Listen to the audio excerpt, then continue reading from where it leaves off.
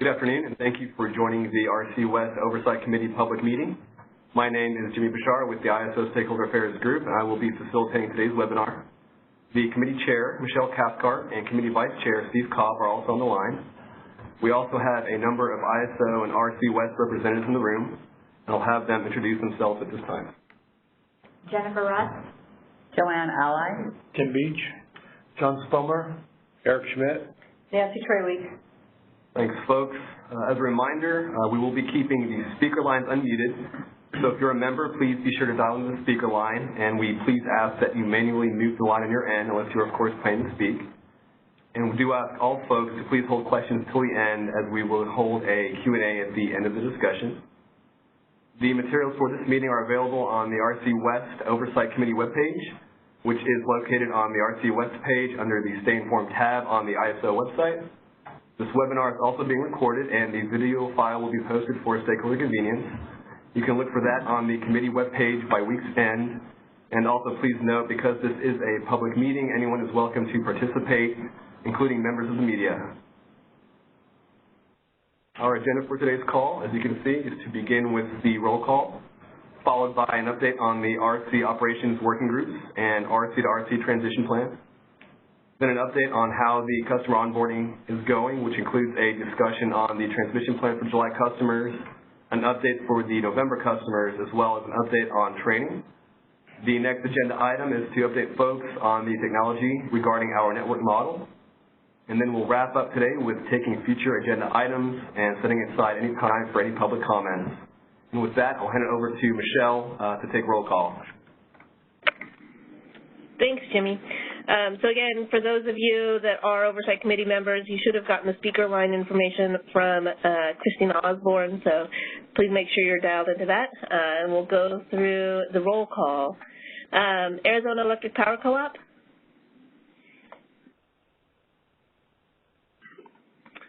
All right. Avista, I heard Mike. Avangrid, I heard Kit. Arizona Public Service. Christy Coco's here. Thanks, Christy. Balancing Authority of Northern California. Jim Shetler's here. Thanks, Jim. For Bonneville Power, I'm here. For CAISO, I heard John Phipps. Sonase. Anyone from Sonase? All right, Chelan.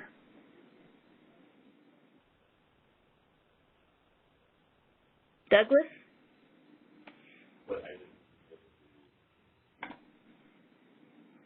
Grant?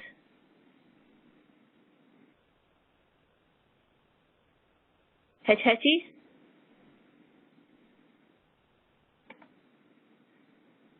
Idaho? Let's see, IID, I heard Matt. LADWP? Glenn Berry. Thanks, Glenn. Los Alamos. Modesto. Montana, Alberta Tie Line.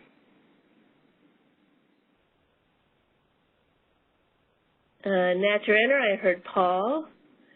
Northwestern.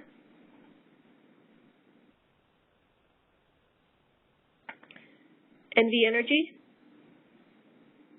Chris is on. Thanks, Chris. Pacificor. Eric Brookhouse is on. Thanks, Eric. See, for Pacific Gas and Electric, I heard Tom French. Portland General, I heard Corey McAllister. Public Service Company of New Mexico.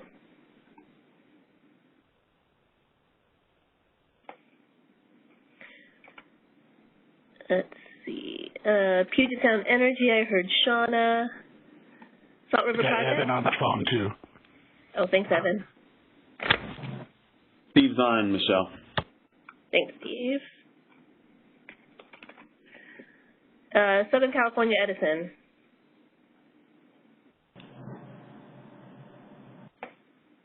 San Diego Gas and Electric.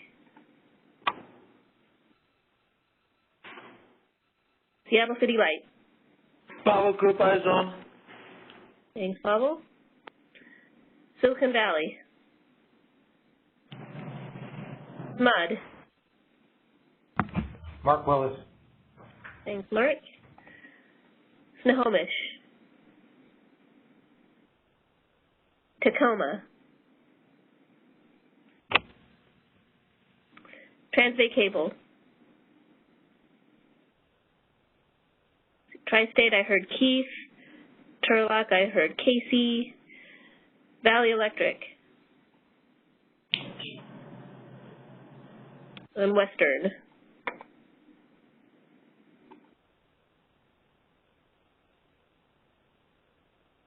All right. Michelle, this is Casey at Northwestern. Oh, thank you, Casey. And Ben, Idaho. Thanks, Ben.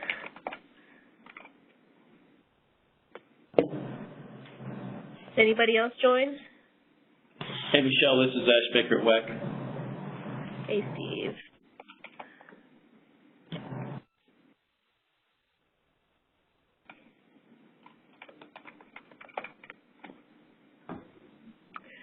All right. Thanks for going through the roll call with me. With that, we will go into the RC operations update with Nancy and Tim. Okay, so we're going to be talking about the RC transition plan here to start with. Previously we had discussed, exactly what time we're going to do that. We've landed on that we'll be transitioning to RC of record for the California geographic area, which all the BAs and TOPs interior to that, at 000 Pacific Daylight Time. Daylight Time is the current time configuration we're in. That equates to 000 for Arizona. They stay on Mountain Standard Time 365 days a year, and at 0100 Mountain Daylight Time, which is Peaks time zone. So key to that is the ECC transition functionality. So at 11:30, ODI is going to enable functionality for RC West to be the approver of Path 66 USF events. Now, if we are in an event at that time, it'll still transition that way, but they'll terminate the event for hour-ending 2, and we'll reissue it as RC of record for Path 66 at that time. Also, starting next week, you'll start seeing our transition messaging plan, which will be very similar to what we did with the shadow officer. 1 week out, you'll get a message saying when we're going to transition to RC of record, and then it happens at 3 days out, 1 day out, and then, of course, at the time of transition. Inside of that message will be specific notes about GMS becoming the RC of record, and at that time, BAs and TOPs that are under the RC West jurisdiction can stop using RMT if they so wish. We will be copying messages from GMS to RMT. The RCs here at RC West will do that for those informational type messages that we feel are WEC-wide. And we have a guideline for that that's been approved by all the RCs as well. Likewise, vice versa, if we see something RMT, we feel that the BAs and TOPs within RC's West area need to know, we'll copy that over to the GMS messaging system. So that's in play. We're going to see a little more proactive monitoring on our part. So we flag RTCA when we see something in RTCA at 90%. If it goes over 90% of its normal limit, it's presented to the operator. So that your operators may be getting calls a little earlier than they have in the past, as the peak was working at 100%. We just like the proactive way of doing it, so we'll be calling you and putting it on a watch, and if it stays there, we're not going to do anything. But if it starts to trend towards what we feel is 100% or the control point, then we'll start discussing what the mitigation may be with your folks. So we're going to see a little more proactivity on this side. On the external monitoring, we'll be monitoring the entire WEC loop, so we'll be alarming on all the 300-plus kV facilities within the loop. And we'll also be looking at the adjoining BAs and TOPs in whole for Oregon, Arizona, and Nevada. This is just a sort of a natural step to our expanded footprint. So rather than do 2-bus or 3-bus or do a sensitivity study on LODFs as they impact the adjoining areas, we're just actually going to step into the whole next BA and TOP and monitor that way. And then we'll expand to the footprint full footprint on 11-1. That's all I have for transition plans. So, Tim, just a question on that piece of it. I know some of the entities in some of those states are not in the full network model yet. You're still in the model integration for that. So do you expect that to have much impact when you're monitoring the BAs in those neighboring states? There may be some impact, but we expect the database flow to be trued up in middle of July. Yeah, I think the peak level is in the full network model. The right. detail isn't quite in there yet. So we should at least have what the peak has, so we can monitor from that perspective. Exactly.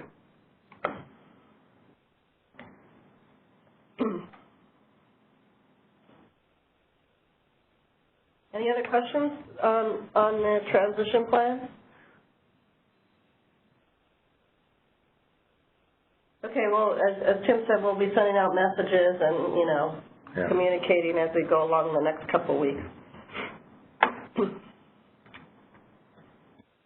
So some of the shadow operations highlights. So what you see in front of you here is I actually pulled our team here, the RCs, and asked them what their thoughts are. They provided me a bunch of bullet items. So this is what the RCs are seeing. It's not my interpretation of it, but this is what they feel. They've had several implementations of energy emergency alerts for various BAs in our footprint. That's gone well. The data is all agreed with what Peak has seen, and we've seen it at the same time Peak has. We've been mitigating SOLs based on ENMA, that's our TCA, our network apps versus HA results. So we're watching HAA that Peak has.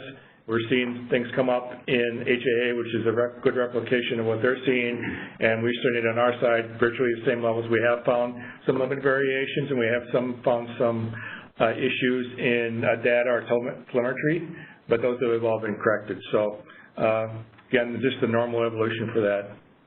They've had several instances where fires have threatened BES equipment. We've gone through the exercises of preparing for those loss of equipment, and again, they felt they were in full control of the situation at that time. We performed complex studies and compared our results with Peak RC. So we've looked at many different things as far as doing studies, some post-configuration plans, BSA results, and that type of thing as well. Routine comparisons of RTCA results to ensure accuracy of our model. Again, that's sort of what I spoke to just a moment ago. We communicated with July 1st customers during our normal operations and our spot checks, and we feel this helps build rapport with our customers, but more importantly, it really verifies, the spot checks verify that what the RC looks at for a reserve number for one BA and what the BA operator looks at on his display for that reserve number, they match up. So we're doing a full end-to-end test, and we completed all those spot checks this past weekend. We're improving our EMF alarming through constant evaluation of alarm limits and alarm necessity and reported issues that needs resolution. So again, we have applied a new schema here in AOR across our area of responsibility across our alarm schema, and we're continually evaluating that, and that's something that's not going to stop at the end of shadow operations become RC record or anytime in the near or far future. It's just something we're going to be doing all the time, but they felt it was necessary to inform you that we are always looking at those alert results and making sure that we're getting the alarms we expect to be, and we're not getting overwhelmed by alarms that we shouldn't be. We've effectively demonstrated our ability to maintain situational awareness and ensure that our reliability to RC West with our current suite of tools. So the RCs are very confident in the suite of tools they have, given the operations of the last 2 months, and so they wanted to actually share that with you as well. So that was good to hear. And we validated our tool results and escalated issues that needed to be corrected or in order to improve our quality of solution. So again, this sort of refers back to the RTCA or the state estimator solution. If we felt there's an issue where the differentiation of results between what Peak sees and what we see is too great and there's an obvious error in one of the two models, we actually have a reporting process here where we fill out tickets and that gets reported to our EMS group, and they go in and start working on model tuning and things like that. A couple of those instances have been actually switches that were in the wrong position in the model compared to what they were in the field, and also we've had some VAR results that have been a little skewed. So again, that's just been tuning and that type of thing. So typical operations, but the staff, your RCs that are on shift for your reliability, these are the bullet points they wanted to mention, and they thought they're in a good position to start RC of record on July 1st. So, any questions regarding that? Tim, this is Steve Cobb. Just out of curiosity, as far as the EEAs went, not interested in specific parties, but out of those EEAs, do you have a feel for how many the RC unilaterally called based on the conditions that they were being fed versus being contacted by the entities who believed they were in EEAs? I believe three of the four were, my understanding is, peak initiated. The fourth one was the entity took action on their own. So, we've looked at those events, and we've evaluated our procedure against those events, and we feel that there's no need to change our procedure at this time. Thanks, Tim. Without going into detail, that's where I'll leave that. Tim, this is Gary Tarpley from Edison. I understand there was an event on operating reserves, a disagreement with Peak on how to manage something about around the 10th of this month. Can you shed any light on that at all or not? Well, Peak, there was a discussion on that, and Peak is operating to their procedure the way they've always operated. And we discussed it with them, but recognize that they're their RC record, and it's their responsibility to operate to the procedure. So we didn't stand in the way of that. We may have done things differently, but at that point, we had to release our opinion on it, and the RC record, Peak in this case, had to act accordingly. Okay, thank you. All right. So Tim, and probably the whole Oversight Committee, I think that it would be good for us to have a bit of a conversation about how we want to discuss operational events going forward, recognizing, of course, the RC has a different role than the BAs and the TOPs that will be involved in events. And I recognize also that some of the events will probably need to be discussed in executive session rather than open session based on the level of detail that I want to hear. But I guess, thinking about the EEAs as an example, or the wildfire mitigation events that have occurred, I wanted to get a little bit of feedback from the committee on what sorts of things we want to discuss in the future, how much detail we want to go into, and what the expectations are of CAISO and of BAs or TOPs that are involved in those events to participate in those discussions. Tim or Nancy, do you want to start off with what you're thinking you would want to report on from a CAISO perspective, what level of detail you're thinking about? Sure. So I don't think we have any concern about reporting on, incidents that may have occurred since the last time we met. The EEA3s are a good example of that. The thing that I think we have to be cognizant of is that the RC sees it from their level and, knows how they would handle it through their procedures, and they can talk from what they saw and how they handled it. If we want to go into detail of actually what happened and why the condition, why a BA was in that condition, or, details of an incident, I think we would want the BA, and this is what I kind of want to get some information from the BAs on, to be part of that conversation, and it be the BA to decide how much detail they want to provide. Again, I think it's important for us to report on what's happening with the RC, but then when we get into detail, I kind of wanted to understand from the BAs how much detail they want to get into. Maybe every incident's a little bit different, but I just wanted to make sure we threw that out there, that once we got into detail, I think the BAs should be a party to, or part of that conversation.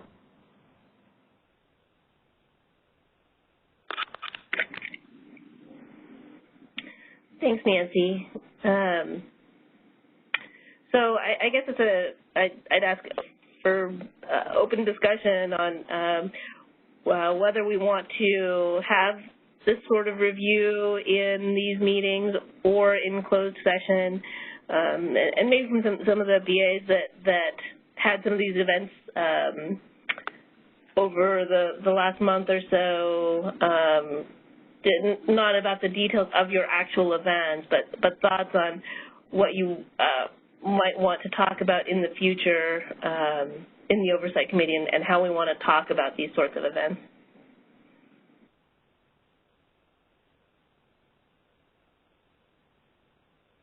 Yeah, Michelle, this is John Phipps here at the ISO. If I understood you correctly, you're asking what types of information would I be comfortable sharing with the Oversight Committee? Mm-hmm. Yeah, I would say, I think it would be appropriate to share what that day maybe started out like. What did the day ahead assessment look like as we walk into an event? What was occurring? What was the triggering event? What actions were taken? And then how did the entity recover? And then the involvement of the RC. So would you suggest that in open session or executive session? I want to say executive. I mean, if we're looking at, I guess, what's the intent of having the conversation to look and observe the RC's actions and how they then helped each entity. And I guess I'm guessing that there's something here of whether all the rest of the entities feel the correct actions were taken. But I'm thinking it would be just an ability to see how the RC helped the entity that was struggling, and if there were other actions that could have been taken to continue to assist them even further.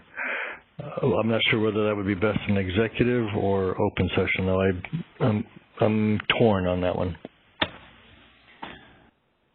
Michelle, this is Steve Cobb, and I would say that if we want to get a good handle on how well the procedures are working between the RCs and the member organizations, it would probably be best held in an executive session. So I look at it as not putting the RC on the spot, but learning from each one of these situations as best we can within the comfort level of those entities involved. So if there are improvements we need to make to procedures, or we need to provide additional training to the BAs on what's going to happen and when it's going to happen, I think that's how we should leverage that information.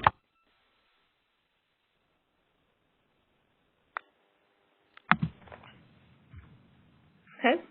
Are there other thoughts? Hey, Michelle, Jim Shetler. Go ahead, Jim. Probably reiterate a couple of things that have been said. One is, I think we do need to define what's the purpose, what are we trying to accomplish, and it might be worthwhile to maybe have a one-pager outline of what it is we're trying to accomplish here and what are the goals. I also recognize that depending on what's happening, there may be a compliance piece to this, and so we have to be careful with that. And so I would also endorse that if we want to have these kind of discussions, they need to be in executive session. Okay. And I think that, when I look back at our charter, one of the items in our responsibilities is input and guidance to CAISO RC management on operational issues related to RC services. So I think that having some of that conversation about what happened and whether there can be improvements made or best practices that were observed during some of these events can be helpful. And I think, looking at it from this shadow operations period, the conversation I think that Tim had about a bit of the difference between the RC West procedure and the peak procedure is helpful. So that's kind of what I was thinking about in thinking about this topic. But we can certainly hold those deeper conversations in executive session.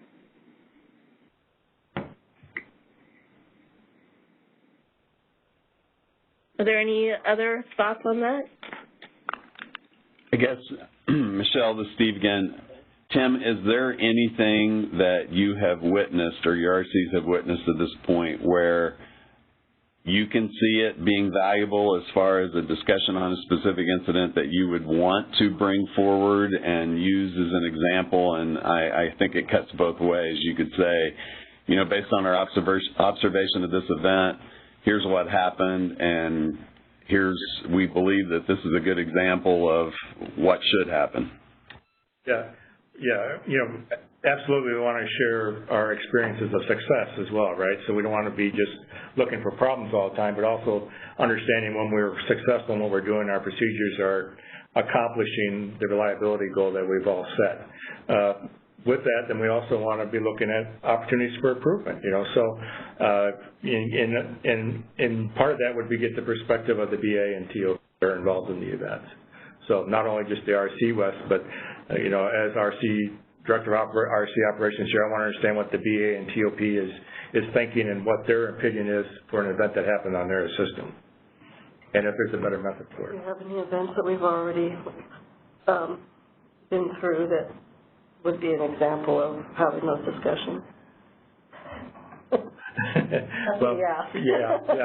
I mean, we do have some events, and I'm not prepared to talk about them today, but we can look at events where we've looked at, we've seen RTC results, we've seen them at 90%, we've seen them trending towards the violation level or exceeding the control point, and we've engaged the BA and TOP to mitigate, and they've mitigated them, you know, either before they've reached the control point or over the normal limit or shortly thereafter. So there has been some examples of that. There have been some examples where we found switches that were incorrect in the field as well, and we're able to correct those and not mitigate needlessly as well. So maybe what I could do it off then, Tim, is that, because I don't want to put you on the spot if you're not prepared to talk about those events today, how about if in executive session in July, if we ask you to prepare to talk about whichever events you think are most useful for us, and to the extent that we want to get BAs or TOPs that were involved in those events, then maybe you and I can work together on reaching out to those specific entities to get them also prepared for those discussions. Right, and part of that preparation would be engaging with BAs and TOPs prior to make sure we have a full understanding of that. Yeah, exactly. Yeah. Okay, sure. Okay.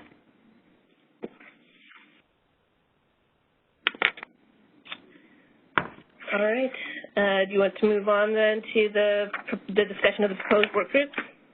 Sure.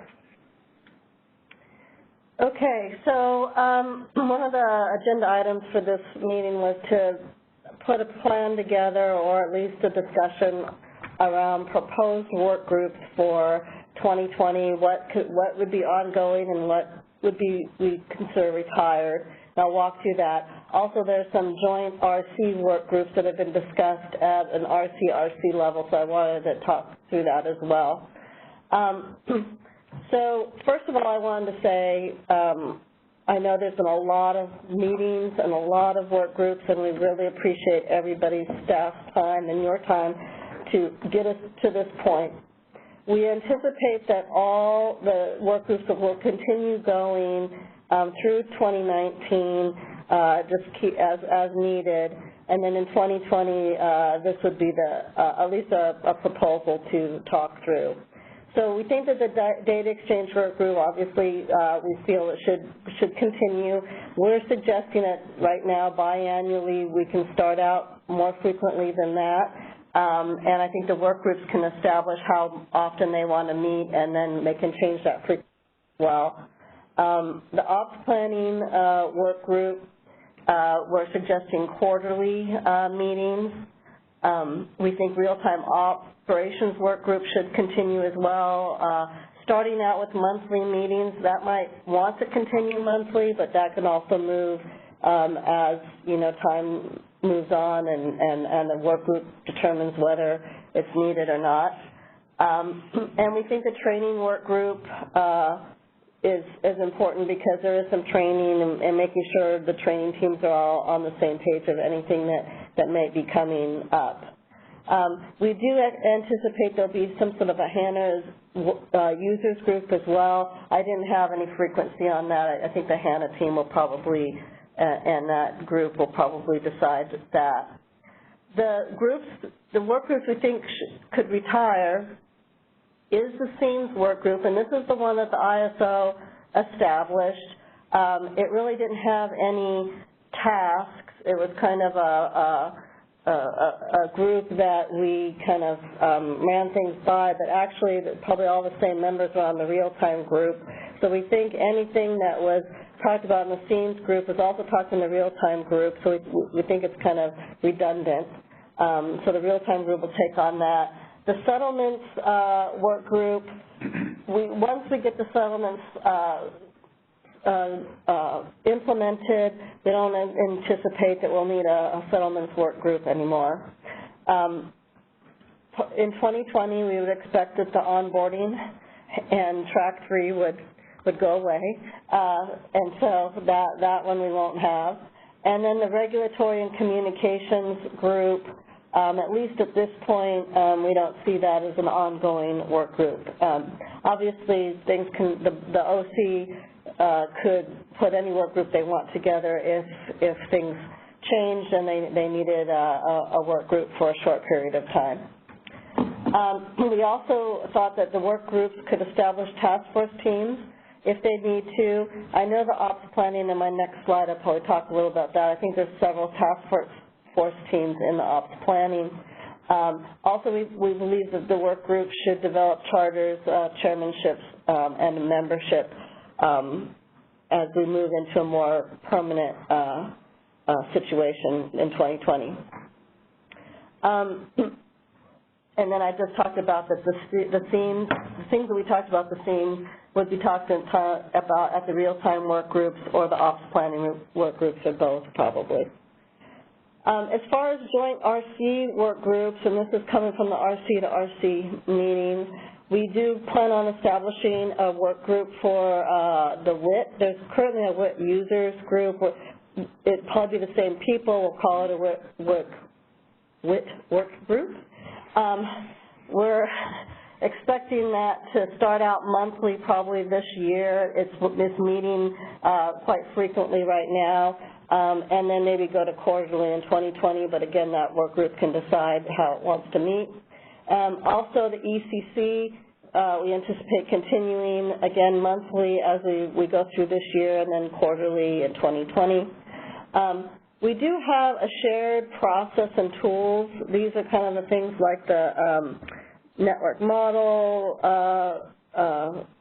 updates, the grid messaging system, things that are shared in kind. We can decide whether that should be its own work group. I put it separate, but that could, we figure quarterly is probably plenty on that one, but again, we can, once we write a charter, we can talk through that. And then my training team feels like joint training between RCs it will be necessary at least annually, so they're suggesting a annual joint training work group between RCs in case we want to do some restoration training jointly with other RCs. Are you anticipating that those joint RC work groups, that all of them will remain primarily just RCs, or are you looking, I'm thinking about primarily the WIT and the ECC, of having some BA or TOP participation in those joint work groups as well? Yeah, no, it's BA TOP participation with the RCs there to understand what the BA and TOPs want. So I don't, it's just that it's under, we've talked about it under that RC to RC team. So currently, when you say that currently they've been meeting monthly, currently it's been RC staff, right? But do you know when you might anticipate including BAs or TOPs? No, I believe that the ECC user group and the WIT user group that was established under PEAK are still meeting. I know the ECC group has sunset. Yeah, they sunsetted the last PEAK board meeting. They sunsetted the ECC. But are they not, is the team still not meeting anyway? They are not, no, they are not meeting. No. Okay, well, I'm going to be, I'll see Dee Dee tomorrow, we'll talk through that. But we expect that the team will then come back together and there will be an ECC. We're calling it a work group, but we expect that team will continue to be together just under, not under peak, under a joint RC construct. And the WIT user group, I believe, is meeting, and they are working on a WIT administration procedure, and that has been brought to the ISAS already, and we anticipate that will be WIT users that will be established for that work group. And the RCs are really there to kind of understand what the BAs, TOPs are interested in, and then be able to take that back to an RC to RC executive team. I think the shared processing tools, that's probably mostly RCs because all of those tools are really how we're going to share the data, but if there's some that we think need to be broken out as a user group, I don't have any concern about that. I just was trying to make sure there wasn't too many. I know it's challenging to meet all these things, so that's kind of the thought process on that. Is there any questions on this page? Nancy, this is Christy Coco. Didn't you say that you thought the SEAMS group should be retired? Well, I'm thinking 2020, and again, this isn't the WEC or any of that type. I also had a SEAMS group, and you might have been on it, but we've been kind of bouncing off some information off that SEAMS group, and we think that could be absorbed within the ops planning and the real-time ops work groups starting 2020.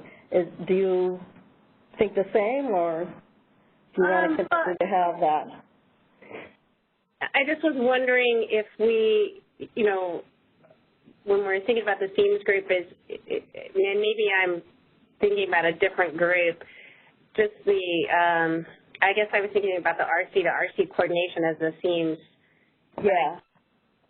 Maybe, and we're going to be in an RC meeting this week, maybe that's something we can bring up is where a SEAMS group should be. I know there's been lots of ideas on where one should land. Maybe that's something we can talk on the next couple of days about. Go ahead. Yeah, my thought just was that I wasn't sure that all the SEAMS issues would be worked out by the end of 19.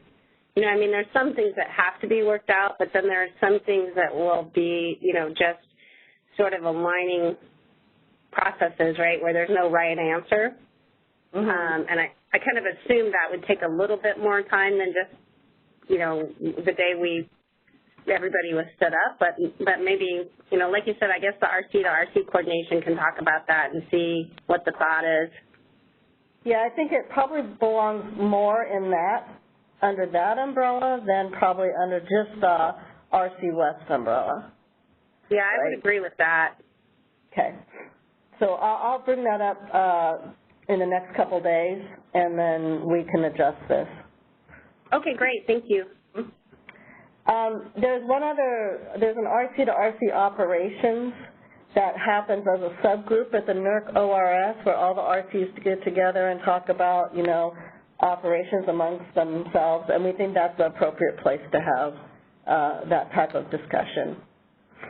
Yeah, and I can add to that. So we did talk, we have the RC to RC shadow team, as well as we have a shadow team here for internal, but we talked about this subject last week, in fact, and all the RCs, BC Hydro, Alberta, SPP, Gridforce, and ourselves all agreed that it was a natural extension of the NERC ORS to have a sort of a subgroup for the Western RCs that would meet quarterly prior to meeting with the larger RCs and the Eastern Connection. A couple of things to support this is, one is that all the logistics are taken care of by NERC, so they set up the meeting, they do all that thing, so that's one less thing we would have to do, but also provides a caucus for us to discuss beforehand what the viewpoint might be from the Western RCs and to develop a consistent message for the larger meeting that will take place after that. So everybody's pretty much in favor of that, and that's what we're going to proceed with that.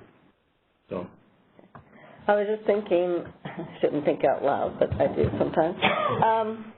Maybe some of the tasks of these work groups by the end of the year could be to establish, the charter, chairmanship, that kind of thing. So in 2020, we just start rolling with these extended work groups. Okay, next slide. So there could be some task force. Again, I think the work groups can decide, but here's some of the things that we've thought of. In the data exchange, when there's network model updates, there's timelines to that and details that we believe there should probably be good to have a task force to make sure everybody understands those timelines and they can get their data, their modeling data in, and everything gets uploaded appropriately. And so we think at least for a short period of time, maybe a task force there would be good to get everybody, once we go to the monthly model updates and all of that, that would be important.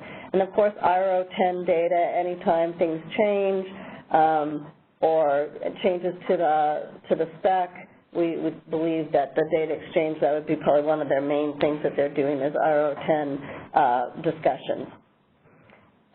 The planning has quite a few task force already, and I won't read them off. However, I think that, I know that's a lot of effort. I don't know if any can be consumed into one, but it certainly can be discussed at the work group level if members feel they don't need as many task forces in the future.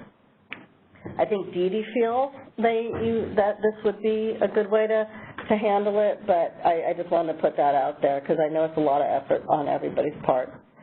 And then the real-time work group, these are some of the things that we think from the themes type work that we believe will be consumed under the real-time work group is emergency and restoration planning, and then any procedures that need updating, operating guide review that might need to happen would go under that team. Any comments or things we should consider as we continue to refine the work groups for 2020 and beyond?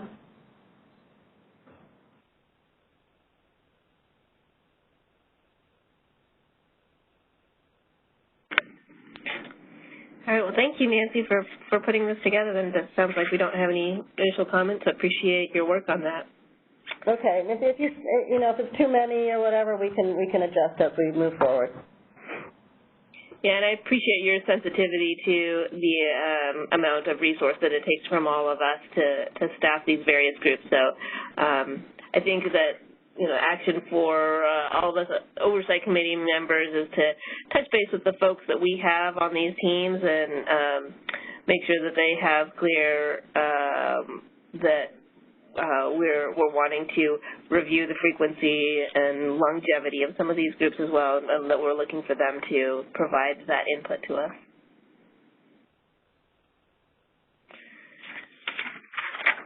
All right, looks like customer onboarding is next with Joanne.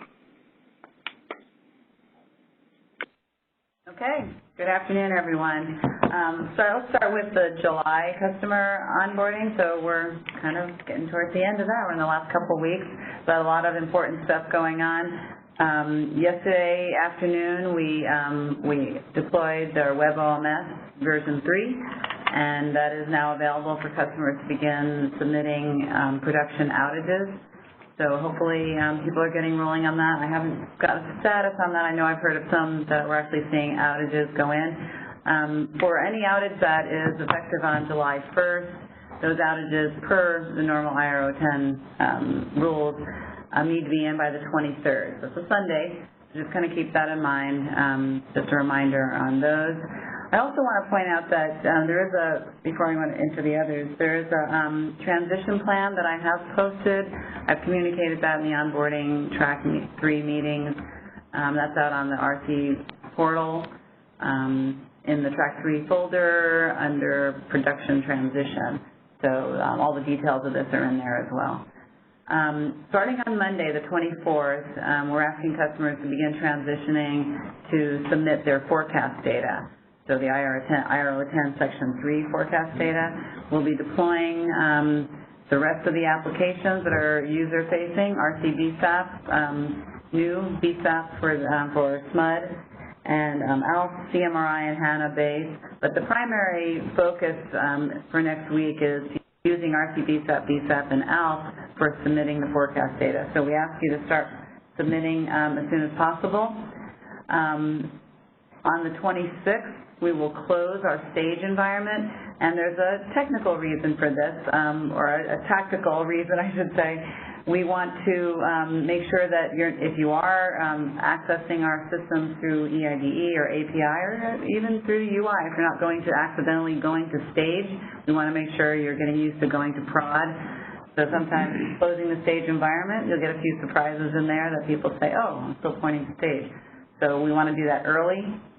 So we're going to do that on the 26th, so that anyone, as you are submitting your forecast data, you should make sure that they're going through properly. Outages as well, if you're continuing to submit outages. So I highly recommend that even if you've finished everything, make sure you do a quick check. If you've gotten through everything before the 26th, make sure that you are pointing directly to production. We're asking everyone to complete their transition to production by the 28th.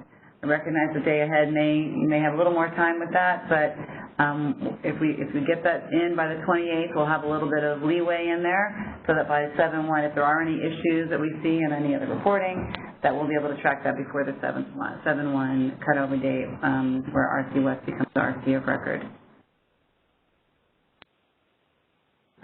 Just to point out as well, the July customers, before we go on to November, July customers are following already, starting with shadow operations, they're following the production customer support model. So that's in the transition plan as well with contact information. There's a flow chart. So if you have any questions on that, please check out that transition plan. Additionally, while we are transitioning to production, as you'll see, shadow operations still officially continues through the 30th. So while we're moving to production, we're not the RC of record until 7/1. Basically, this is a final validation of shadow operations that you've moved to production and got all those in. So it is the final step of shadow operations. And I think that's it for July. Any questions?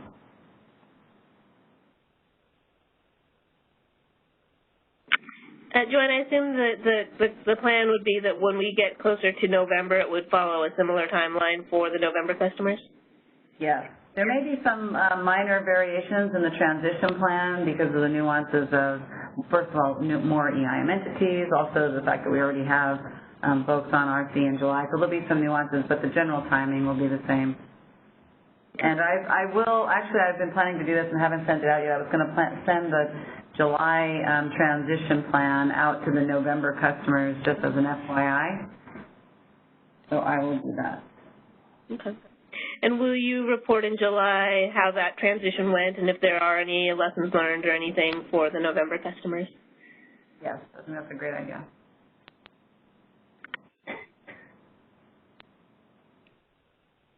Okay. Any other questions on the July transition? One other thing I want to point out, I have noticed when we shifted over to production for OMS that several folks had not yet transitioned or provisioned access to prod. So that was a task in the transition plan to do prior to the 17th, but I understand sometimes they lag. But please make sure that if you have any additional provisioning to be done that's required for production, please do that now.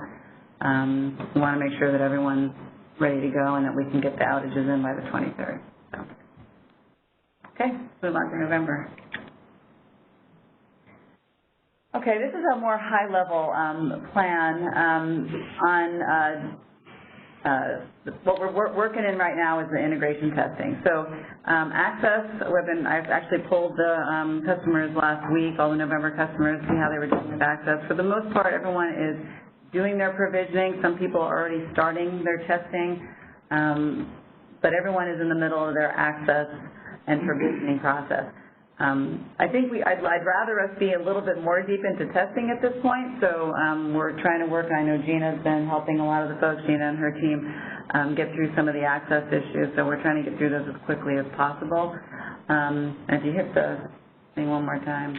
An important date I want to call out there is the July 8th through July 12th.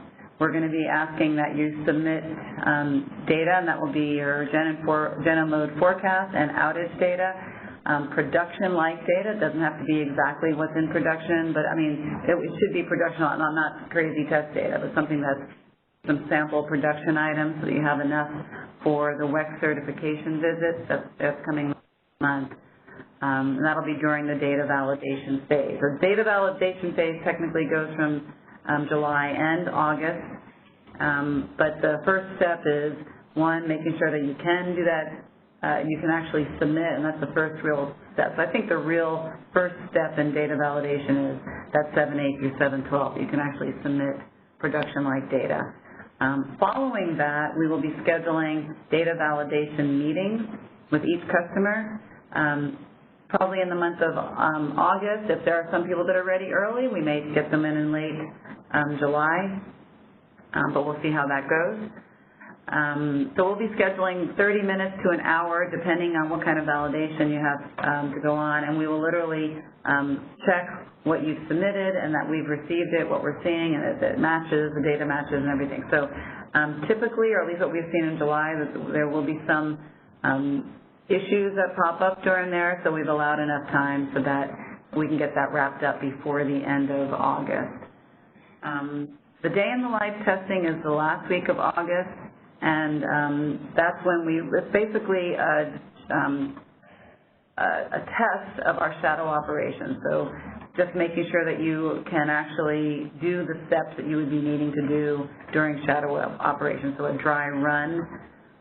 But it will be in our map stage environment, so not in the stage environment that we will be doing for shadow operations. So you would want to be using your operations SMEs to do your submissions, so make sure that you're ready at that point. Prior to that, you might have other people testing or submitting data, but by that last week, you want to make sure that they're ready to go on 9/4 when shadow operations begin. And then shadow operations, just like we went through now. Oh, that's the wrong date on that. Shadow operation till 10/31. Sorry about that. That was like more than a month. Okay, I will fix that. And I think that's about it. Any other questions on the high-level plan?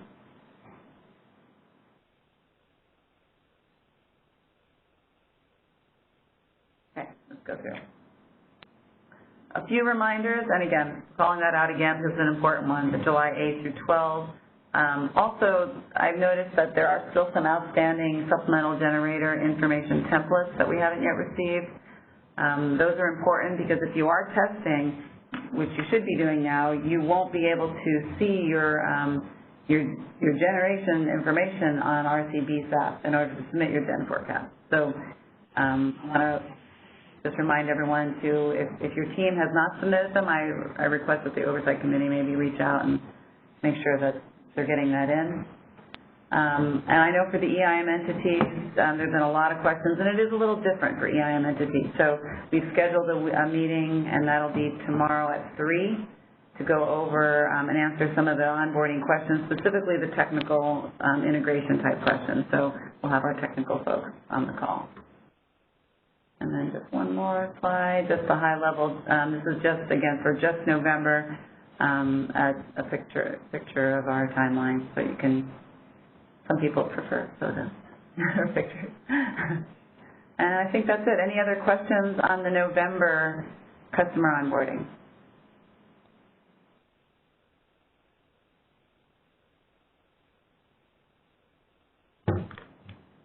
Okay, great.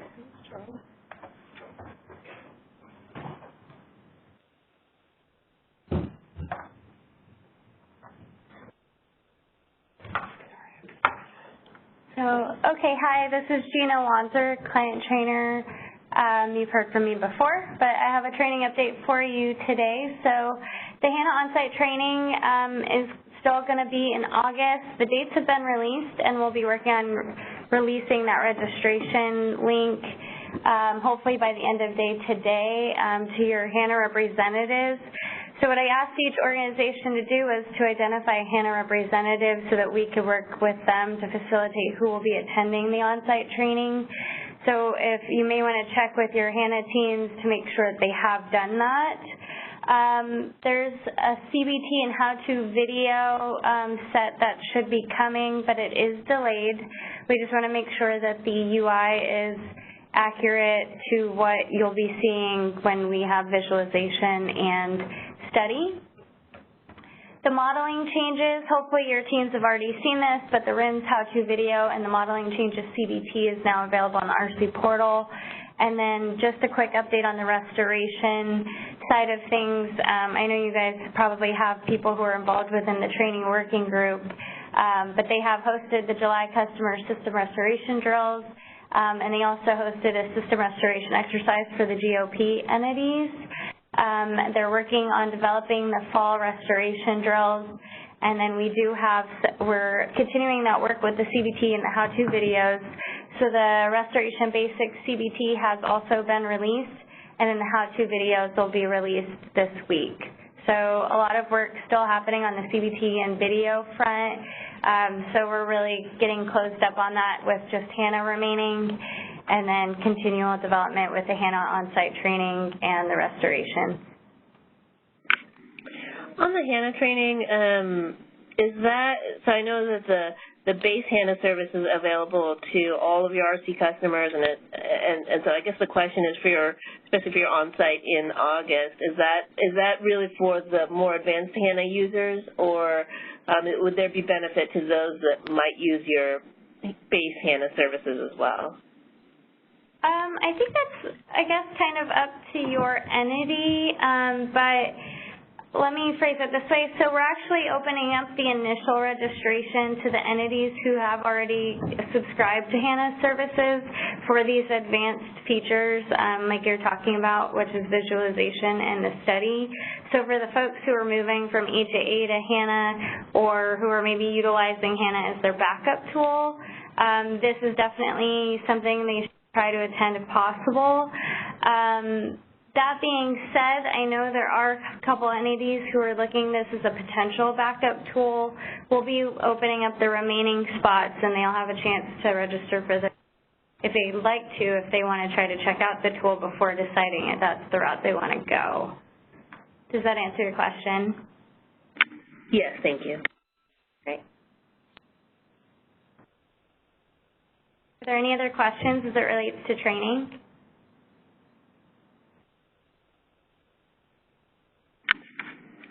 All right, thank you. So it looks like we've got technology with Janet Morris next. Yes, this is Janet Morris, and I'll be giving an update on our full network model status. So since the last time we met, we did complete the Q2 network model promotion in both production and non-production environments. Next is to do that interim model where we include BPA, SRP, and Seattle City Light. That is underway. We are experiencing a delay of about 1 week on getting the SIM static file to those 3 customers. We anticipate having that to you by hopefully tomorrow or Thursday. And then the remaining dates for that interim model at this point look like we'll be able to maintain those and have that model in production on July 11th and in map stage on June 27th.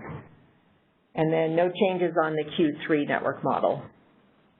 So we do apologize for that delay, and we're working very hard to make sure we get that to you as soon as possible.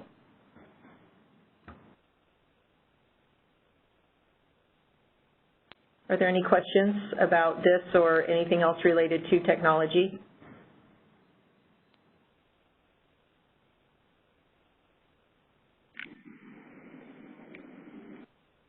All right, thanks, Janet. Thank you. So I think the next topic is future agenda items, thinking about what we may want to talk about in the public session in July. So RC West will be an RC of record by then, and I think we heard that we can hear about transition lessons learned and generally how an operational update on how things went with that transition and with the first couple of weeks of operation. Are there other topics that folks want to talk about in the open session?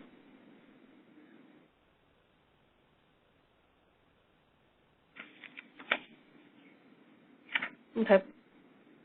Well, we'll continue to think about that. If folks do have thoughts on other topics, then please let Steve and I know, and we can get those additional topics added. So I think at this time, then we can open up to public comment. So we can open up the public line for that.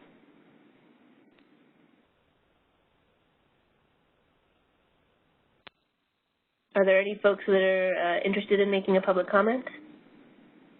If you would like to ask a question or make a comment, please dial #2 to enter the question queue.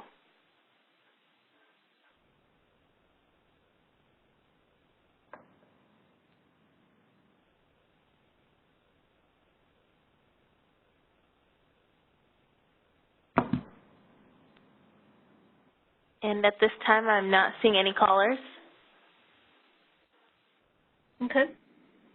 If there's no public comment, then I think we can go ahead and go into executive session. So you can terminate the public line then. Right. Thank you, everyone. Thank you for using AT&T Event Conferencing Enhanced. Participants may disconnect.